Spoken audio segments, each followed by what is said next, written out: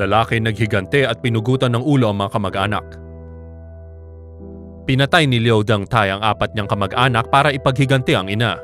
Ang nanay ni Liu ay namatay kamakailan lang matapos siya atakihin sa puso habang nakikipagtalo sa mga kamag-anak. Sinisi ni Liu ang tito at tita niya at ang kanyang pinsan at asawa nito sa pagkamatay ng ina. Matapos ang burol, sumumpa si Liu na maghigante.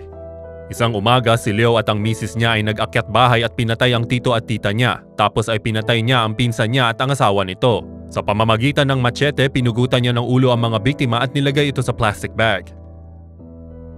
Ang misis ni Liu ay nakisali sa kabaliwan ni Mister at nagdala ng isang kariton na puno ng TNT sa bahay ng mga biktima. Nag-suicide bombing si misis para makatakas si Liu sa pulis. Si Liu ay nahanap ng mga pulis sa libingan ng kanyang nanay kung saan ay nilagay niya ang mga ulo ng mga biktima bilang alay at patunay na tagumpay ang paghigante. Inaresto si Liu at siya ay kasalukuyang nakakulong sa isang mental hospital para mapagsurian.